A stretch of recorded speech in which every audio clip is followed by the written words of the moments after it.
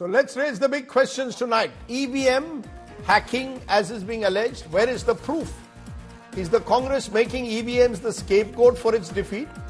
Should the Election Commission now be re-looking at the entire voting process?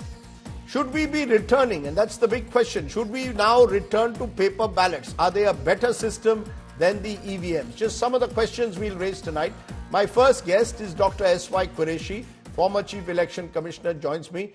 Dr. Quraishi, your thoughts with the Maharashtra defeat? Suddenly, once again, we are hearing talk that EVMs are manipulated. We need to go back to ballot boxes. How do you respond to that? Do you believe there is any merit at all? Well, this kind of agitation as we have seen of all these years after every election. But today, I think after the Supreme Court has claimed the issue and they said there is no going back to the ballot paper, I think the debate should be around the Supreme Court decision. And I find that that is not being mentioned, only what the opposition leaders and others are demanding. But I have been defending the EVM because at least in my time when I saw the working, there are so many checks, so many controls on this that it is impossible to manipulate it. In fact, the peak of EVM controversy was in 2009, and the biggest critic was BJP and no other. And they even went to the extent of writing a book called Democracy at Risk with foreword by Mr. L.K. Advani. And when I took over as CEC, I immediately called an all-party meeting. And I said, which was led surprisingly by the Chandrababu Naidu, a technology icon. And I said, look, what is your complaint? Let us understand.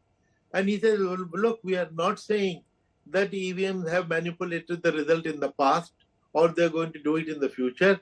All we are saying that they lack transparency, which means when you press a button, where is the vote going? We really physically cannot see.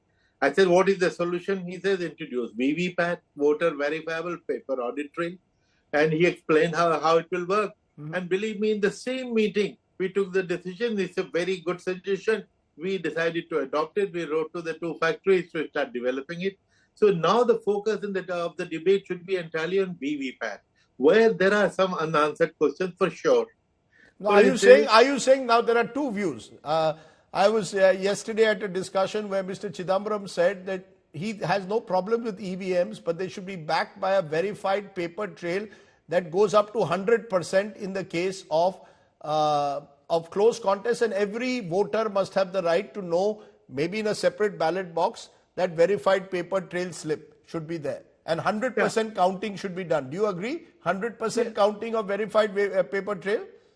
Well, actually, I was there in the event, which was your book launch function. And I have said it myself many times that if the nation starts doubting something, that's a very dangerous situation.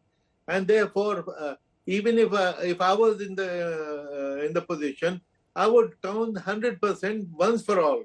Okay, look, I'm going to do it, but after that, I stop counting. Otherwise, my formulation is much simpler. 100% might take time, 24 hours, doesn't matter. The nation waits for 2 months, 3 months. One more day will not matter. You are a cricket fan, and I say that, if we were to say that only 5% of LBW decisions will go up to the third umpire, it will lead you nowhere. Only the suspicious decisions are taken up. Therefore, I say that instead of randomly selecting 5 machines, only select 5 machines on which the top 2 runners-up put their finger. Okay, look, I am suspicious about this. Please count it. It's so easy. Why is the commission not even considering it? So you're saying there needs to be some relook at the way the verified paper trail operates, one. The other question, Dr. Quraishi, particularly after Maharashtra, and we saw it even in the general elections and Haryana, that voting percentage goes up very sharply now between provisional figures at 5 p.m. and what the figures are the next day. In Maharashtra, it was 55% at 5 p.m. Next day, it eventually ended up at 68. Is that something that is curious? Is there a curiosity that 13% rise between 5 p.m. and the next day? Yes, that surely worries me because these figures are real time. When you go to vote and I go to vote, there is a Form 17A and our attendance is being marked with time, 8 o'clock, 5 past 8, 10 past 8. and at any given point, 300 votes have been cast. Somebody comes, and media person comes, or an observer comes, how many votes have been cast? The presiding officer looks at the last line, and he says 320 votes have been cast. So that is real time. And at the end of the day, Form 17 sees the total of all the happenings of the day. And without finishing the 17C form and getting the signatures of the agents sitting there, he cannot go home. So this is a real-time data generated the same day. How can the data change the next day? Even I fail to understand. And it had even gone up to the Supreme Court 5 years ago. Supreme Court did not clinch it, which surprises me. That is something which has to be answered. Now, what could be going? What do you think? From your experience, why should 55% at 5 p.m. end up at 68% final figure, a 13% rise if it's in real time? You can't have so many, you can't have 1/4 of the voters surely voting after 5 p.m. Yes, quite right. Exactly. That is what I'm saying, that this is something which has to be explained by the Election Commission. Surely they will have some answer, and they should let them come out. What are they waiting for? You know, the way the doubts are spreading all over the country, if it gets into everybody's head, then the entire system will not be trusted.